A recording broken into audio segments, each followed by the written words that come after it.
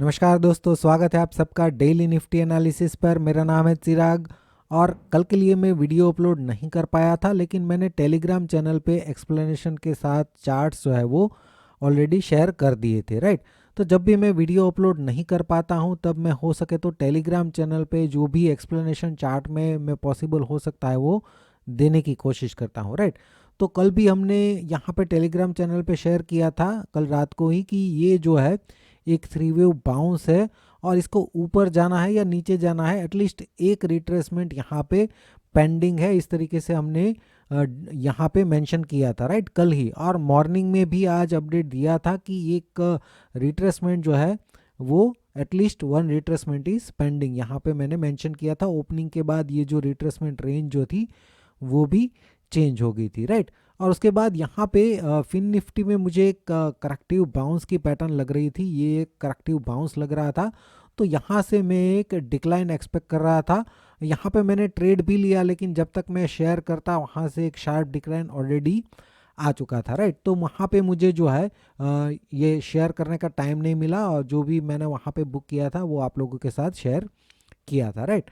और उसके बाद ये जो रिट्रेसमेंट रेंज थी निफ्टी में एक टॉप बना, तो वहाँ से रिट्रेसमेंट रेंज जो है वो शिफ्ट हो गई और उसी रेंज में हम एक रिट्रेसमेंट एक्सपेक्ट कर रहे थे। कल भी हमने डिस्कस किया था टेलीग्राम चैनल पे और आज मॉर्निंग में भी डिस्कस किया था, राइट। और उसके बाद ये डिक्लाइन के बाद जब यहाँ पे हमने पेशेंटली देखिए, जब भी हम ट्रेड में चूक जाती है, फॉर एग्जांपल अगर हम आज की बात करें तो अगर मान लीजिए कि यहाँ पे ओपनिंग के बाद ये ऊपर जा रहा था, यहाँ पे हो सकता है कि किसी को यहाँ पे दिक्कत हो ट्रेड लेने में पुट का, क्योंकि ये ओपनिंग के साथ ही पॉजिटिव हो रहा है तो थोड़ा सा वहाँ पे डर लगता है, राइट। मुझे भी लगता है, सबको लगता है, राइट।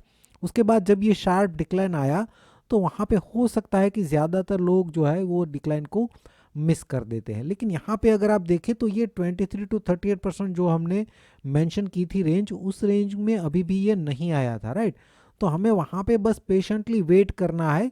यहाँ पे अगर आप वेट करते तो ये 61% के आसपास ये एक डिसेंट करेक्टिव पैटर्न बनाया और वहाँ पे मैंने शेयर किया था कि ये 61% के आसपास करेक्टिव पैटर्न लग रहा है, तो एक डिक्लाइन अभी भी इसमें हो सकता है, ये कंटिन्यू कर सकता है, राइट। और वहीं हमें देखने को मिला, उसके बाद डिक्लाइन हुआ, बाउंस हुआ, लेकिन इसके ऊपर नहीं गया और वहाँ से ये कंटिन्यू रहा, राइट। लेकिन यहाँ पे मैंने शेयर किया था कि निफ्टी के जो प्रीमियम है वो हाई है बजट की वजह से, तो वहाँ पे थोड़ा सा कॉशियस होना था। मैंने जो है ये ट्रेड नहीं लिया था क्योंकि मॉर्निंग में मेरा एक फिन निफ्टी में अच्छा ट्रेड ऑलरेडी हो चुका था, और तो ये मैंने एक फिन निफ्टी में ट्रेड लिया था, राइट। और यहाँ पे भी ऐसा ही हुआ था, जैसे ही मैंने शेयर किया तो 2-3 मिनट में तो ये बहुत ही अच्छा मूव दे चुका था, राइट। तो यहाँ पे मैंने उतना भी टाइम नहीं था कि मैं वहाँ पे एक्सप्लेनेशन दूँ, राइट। तो मैंने आज जो है एक चार्ट शेयर किया था, ये 2 बजे के बाद का ट्रेड था फिन निफ्टी में, राइट। यहाँ पे अगर आप देखें 1 मिनट चार्ट में तो यहाँ से लेके यहाँ तक का जो मूव है वो 50 पॉइंट का मूव है और वो एक impulsive move, clear impulsive move हमें लग रहा है। ये शार्प बाउंस है, उसके बाद ये थोड़ा सा साइडवेज टू पॉजिटिव है, तो ये फिफ्थ की हम पर्सनालिटी बोल सकते हैं उसको। तो ये एक इम्पल्सिव है और यहाँ पे एक क्लियर करेक्टिव डिक्लाइन हमें लग रहा था, तो इसके आसपास ही मैंने यहाँ पे फिन निफ्टी में कॉल बाय किया था, राइट। तो मुझे पर्सनल मैसेज एसएसबी में ऐसे भी मिले थे कि निफ्टी में आप नेगेटिव बोल रहे थे, हालांकि निफ्टी में डिक्लाइन आया भी, लेकिन ये बहुत ही छोटा ट्रेड है। फिन निफ्टी में आज एक्सपायरी थी और ये इम्पल्स जो है वो 50 पॉइंट का था, राइट। तो मैं उसके हिसाब से ट्रेड लेता हूँ। यहाँ पे अगर मैं बाय करता हूँ तो स्टॉप लॉस यहाँ पे मैं प्रीमियम का, जो भी कॉल का प्रीमियम है उसका 10 पॉइंट का रख सकता हूँ। उसके अगेंस्ट में ये एटलीस्ट ये 100% भी इसका अगर हम काउंट करें तो 50 पॉइंट का मूव हो सकता है। और यहाँ पे अगर आप देखें तो इसने एग्जैक्टली 100% जो है वो अचीव किया और उसके बाद डिक्लाइन देखने को मिला, राइट। तो मैंने तो ये हाई को ब्रेक किया तभी मैंने 2 ही मिनट में इसको एग्जिट कर लिया था, राइट। और यहाँ पे ये एग्जैक्टली 100% को टच किया और उसके बाद शार्प डिक्लाइन हमें देखने को मिल गया, राइट। तो ये एक्सपायरी में ये इम्पल्स, जो अर्लियर इम्पल्स है उसके पॉइंट को कैलकुलेट करके वहाँ पे आप देख सकते हैं कि ये पॉइंट हम ले सकते हैं कि नहीं ले सकते, राइट। वहाँ पे ट्रेड हम डिसाइड कर सकते हैं 1 मिनट चार्ट को देख के। यहाँ पे भी अगर आप देखें तो ये शार्प बाउंस के बाद जब ये रिट्रेस करता है इसका 23 to 38%, तो ये तो शार्पली उसको ब्रेक ही कर दिया डायरेक्टली, राइट। तो इसका मतलब कि ये बाउंस कैसा हो गया, एबीसी बाउंस हो गया, राइट। तो ये करेक्टिव बाउंस हो गया, मतलब एक बार फिर से इसके नीचे ये जा सकता है, राइट। तो इतने शार्प डिक्लाइन में तो हम कुछ नहीं कर सकते, लेकिन यहाँ पे अगर आप देखें तो उसके बाद फिर से एक 3 वेव बाउंस हमें देखने को मिला, और इसका अगर आप 61% निकाले तो ये 20,315 के अराउंड आ रहा था, राइट। तो इसके ऊपर आप छोटा सा स्टॉप लॉस रख के फिर से यहाँ पे आप पुट बाय कर सकते हैं, जो उसका मिनिमम टारगेट इसका 100 टू 123%, राइट। तो वहाँ पे भी एक क्विक ट्रेड आपको मिल सकता है, राइट। ऐसे 1 मिनट चार्ट में अगर आपको पैटर्न में कॉन्फिडेंस है तो ऐसे ट्रेड मिल सकते हैं, लेकिन जहाँ पे मुझे ज़्यादा कॉन्फिडेंस होता है वहीं पे मैं ट्रेड लेता हूँ। अदरवाइज ऐसे तो दिन में बहुत सारे ट्रेड हो जाएंगे और खामखा स्टॉप लॉस हिट होते हैं, राइट। तो जहाँ पे कॉन्फिडेंस ज़्यादा है वहीं पे आपको ट्रेड लेना चाहिए। इस तरीके के ट्रेड मैं कई बार लेता हूँ, लेकिन ये इतने क्विक होते हैं कि मैं हर एक ट्रेड आपको शेयर नहीं कर पाता हूँ। आज के वीडियो में अगर हम निफ्टी का डेली चार्ट देखें तो यहाँ से जो बाउंस है उसको हम C और 3 का बाउंस बोल रहे हैं, और इस पूरे बाउंस का रिट्रेसमेंट निकालते हैं तो ये 23 टू 38% की रेंज है, जिस रेंज में अभी भी निफ्टी नहीं आया है। यहाँ से जो इम्पल्स शुरू हुआ है उस इम्पल्स का अगर हम रिट्रेसमेंट निकालते हैं तो ये 23 टू 38% में ऑलरेडी डिक्लाइन ये दे चुका है, लेकिन ये डिक्लाइन जो है हमें क्लियर करेक्टिव डिक्लाइन नहीं लग रहा है। अगर फिर भी ये जो डिक्लाइन है उसको अगर हम स्मॉलर टाइम फ्रेम में देख के समझने की कोशिश करें, अभी के लिए तो यहाँ से लेके यहाँ तक ये पूरी बड़ी सी सपोर्ट रेंज है, राइट। तो इसको हम डेली चार्ट में ट्रेडिंग के लिए यूज़ करना बहुत ही मुश्किल है, इसके हिसाब से कोई ट्रेड प्लान हम नहीं कर सकते। जो भी कर सकते हैं वो इस डिक्लाइन को देख के ही कर सकते हैं। तो उस डिक्लाइन को अगर हम स्मॉलर टाइम फ्रेम में देखें तो ये जो है निफ्टी का 1 आवर चार्ट है। 1 आवर चार्ट में ध्यान से समझना, पहले हमने डिस्कस किया था कि ये ए और 1 हो सकता है, ये हो सकता है बी और 2, और सी और 3 का हमने प्रोजेक्शन भी निकाला था। उस प्रोजेक्शन में ये नहीं आया था और वहीं से एक करेक्टिव बाउंस कर गया था, राइट। फिर वहाँ से हम एक डिक्लाइन एक्सपेक्ट कर रहे थे, वहाँ पे भी डिक्लाइन आया, लेकिन वहाँ पे फिर से करेक्टिव बाउंस बनाया, दूसरे दिन गैप अप होके ये बाउंस कर गया, राइट। यहाँ पे भी लाइव मार्केट में अगर आप देखें तो यहाँ पे भी हमने एक ट्रेड में प्रॉफिट लिया था फिर निफ्टी के ट्रेड में, और निफ्टी में जो है स्टॉप लॉस हमारा हिट हुआ था। कोई बड़ा लॉस यहाँ पे हमने नहीं किया था, भले ही हमारे प्लानिंग के अगेंस्ट में ये गया था, राइट। फिर भी हमने कोई बड़ा लॉस यहाँ पे नहीं लिया था, राइट। तो वही है, अगर आप यहाँ पे देखें हमारा एनालिसिस क्या था, इसका जो रिट्रेसमेंट था हमारा यहाँ पे 61%, उसके ऊपर ट्रेड करता है तो पॉजिटिव, राइट। तो पहला 15 मिनट का कैंडल ही बहुत ही स्ट्रांग बना और 61% के ऊपर क्लोज दिया, राइट।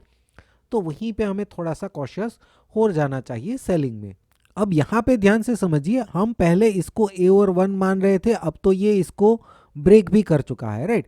तो अगर ये ए बी और सी है तो सी तो यहाँ पे शॉर्ट हुआ है, मिनिमम 100% अचीव नहीं किया है। तो हो सकता है कि ये जो है ये एक इम्पल्स हो और ये फिफ्थ का वेव हो, राइट। ये फिफ्थ वेव है इस पूरे इम्पल्स का, और ये करेक्टिव बाउंस है, राइट। एक डबल जिगजैग करेक्शन ये हो सकता है, और इस पूरे डिक्लाइन का रिट्रेसमेंट भी निकाले तो ये 61% के आसपास से ही ये रेजिस्टेंस लिया है। तो वाकई में ये अगर ये करेक्टिव बाउंस है तो फिर से यहाँ पे इसका प्रोजेक्शन निकाले 100 टू 123%, तो ये रेंज निकल के आ रही है।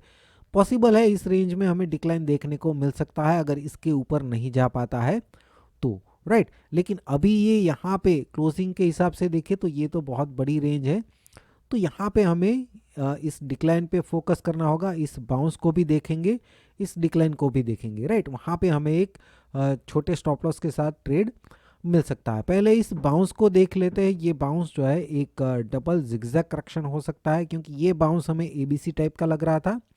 उसके बाद ये एक रेगुलर करेक्शन है और ये भी एक एबीसी बाउंस हो सकता है, राइट। तो यहाँ से लेके यहाँ तक एक डबल जिगजैग करेक्शन की पॉसिबिलिटी बन रही है, जो हमने कल वीडियो में शेयर किया था, वीडियो में नहीं सॉरी, टेलीग्राम चैनल पे मैंने चार्ट शेयर किया था। वहाँ पे ये जो बाउंस था उसका रिट्रेसमेंट 23 टू 38% हमने निकाला था। ओपनिंग में नए हाई के बाद ये रिट्रेसमेंट चेंज हो गया, हम एटलीस्ट इस रेंज में डिक्लाइन एक्सपेक्ट कर रहे थे, राइट।